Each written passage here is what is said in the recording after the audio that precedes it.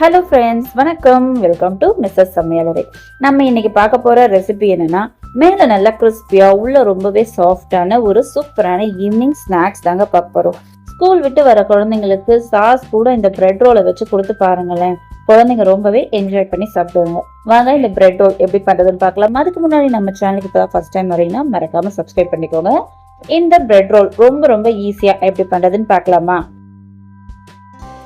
இந்த bread roll பண்றதுக்கு first உருளைக்கிழங்க வேக வச்சு எடுத்து வச்சுக்கணும். நான் ஏற்கனவே 3 பெரிய சைஸ் உருளைக்கிழங்க வேக வச்சு தோலெல்லாம் எடுத்து வச்சிருக்கேன்.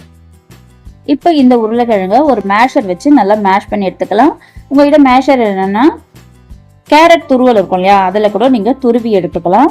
கட்டிகள் எதுவும் இல்லாம நல்லா நைஸா இருக்க மாதிரி நல்லா மேஷ் பண்ணிக்கலாம். பாருங்க, நான் மேஷ் பண்ணி எடுத்துட்டேன். இப்போ இது கூடவே ஒரு கேரட்டை நல்லா துருவி வச்சிருக்கேன், அதை கூட சேர்த்துக்கலாம். இதுக்கு பதிலாக நீங்க மஷ்ரூம் இருந்தா சேர்த்துக்கலாம், வேக வச்ச ஸ்வீட் கார்ன் கூட சேர்த்துக்கலாம். இப்போ இது கூடவே 2 வெங்காயம் பொடியா கட் பண்ணி சேர்த்துருக்கேன். கூடவே 1 டேபிள் ஸ்பூன் இஞ்சி பூண்டு நல்லா துருவிட்டு சேர்த்துருக்கேன்.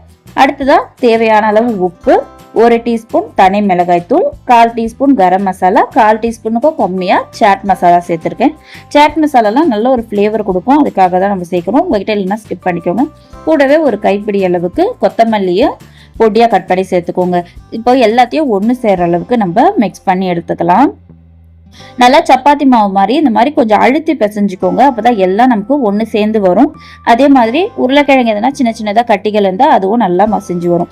இப்போ நம்ம கையை நல்லா நினைச்சிட்டு சின்ன உருண்டையெல்லாம் நம்ம பிடிச்சிக்கலாம். நம்ம உருண்டையா வேணாலும் பிடிக்கலாம், இல்லைன்னா ஓவல் ஷேப்லயும் நம்ம பிடிச்சு வச்சுக்கலாம். நான் இது மாதிரி ஓவல் ஷேப்ல தான் பிடிச்சு வச்சிருக்கேன் எல்லாத்தையும்.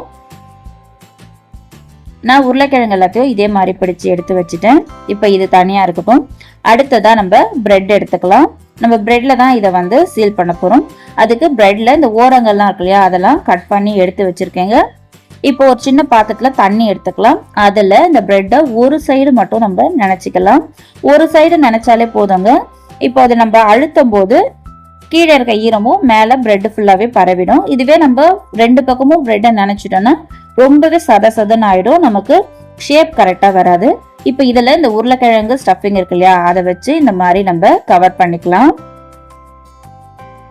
எல்லா பக்கமும் இந்த மசாலா பிரிஞ்சு வராத அளவுக்கு எல்லா பக்கமும் இந்த மாதிரி நம்ம சீல் பண்ணி எடுத்துக்கலாம். 2 கையை வச்சு இந்த மாதிரி கொஞ்சம் அழுத்தி பிடிச்சிங்கனாலே ஒன்று சேர்ந்து வந்துடும். பாருங்க, இதே மாதிரி நான் எல்லாத்தையுமே பிடிச்சி எடுத்து வச்சுட்டேன்.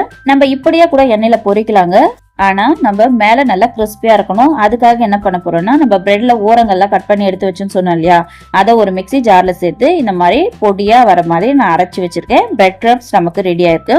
அடுத்ததா ஒரு சின்ன பவுல்ல 1/2 கப் மைதா மாவு, ஒரு 1/4 டீஸ்பூன் உப்பு, 1/2 கப்ல இருந்து 1 கப் அளவுக்கு தண்ணி சேர்த்துக்கலாம். ஃபர்ஸ்ட் 1/2 கப் தண்ணி சேர்த்து இது கட்டிகள் எதுவும் இல்லாம நம்ம கரைச்சி எடுத்துக்கலாம். நான் வந்து இதுல 1 கப் வரைக்குமே தண்ணி சேர்த்து இந்த மாதிரி நல்லா கரைச்சி எடுத்து வச்சிருக்கேன். இந்த ப்ராசஸ் எல்லாமே நமக்கு மேல நல்லா ஒரு கிறிஸ்பியா இருக்கணும், அதுக்காக மட்டும் தான் நம்ம இதெல்லாம் செய்யறோம். இப்போ எல்லாமே நமக்கு ரெடி ஆயிடுச்சு. இப்போ நம்ம மைதா மாவு கலந்து வச்சுக்கோம் இல்லையா, அதுல ஒரு பிரெட்டை வந்து எடுத்து இந்த மாதிரி ஃபுல்லா மூழ்கிற அளவுக்கு போட்டுக்கலாம். போட்டுட்டு அடுத்ததா நம்ம பிரெட் கிரம்ஸ்ல போட்டு அந்த பிரெட் கிரம்ஸ் அந்த உருண்டை இருக்கு பார்த்தீங்களா, அது ஃபுல்லாவே கோட் ஆகணும். அந்த அளவுக்கு நம்ம திருப்பி விட்டு கொஞ்சம் கையில எடுத்து இந்த மாதிரி லைட்டா அழுத்தி விட்டீங்கன்னா அந்த பிரெட் கிரம்ஸ்ல நல்லாவே ஒட்டிக்கும், விட்டு வராது, பிரிஞ்சுலாம் வராது. இதே மாதிரி இருக்கிற எல்லாத்தையும் நம்ம ரெடி பண்ணி எடுத்துக்கலாம்.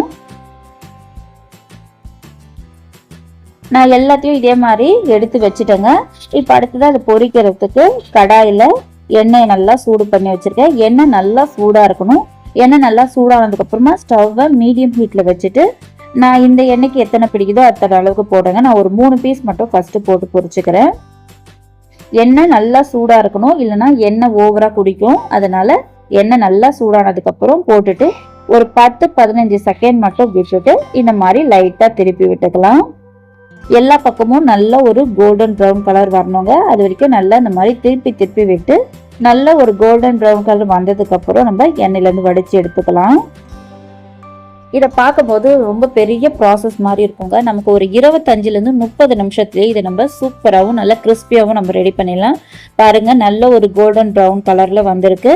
இப்போ இதை நம்ம எண்ணெயிலேருந்து வடிச்சு எடுத்துக்கலாம். இதே மாதிரி நம்ம ரெடி பண்ணியிருக்க எல்லா பிரெட்டையும் பொரிச்சு நம்ம எடுத்துடலாம்.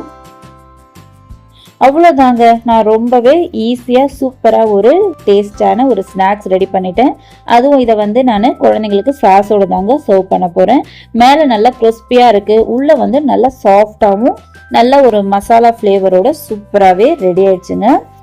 நீங்களும் இதே அளவுகளோட இதே மாதிரி உங்கள் குழந்தைங்களுக்கும் செஞ்சு கொடுத்து பாருங்கள்.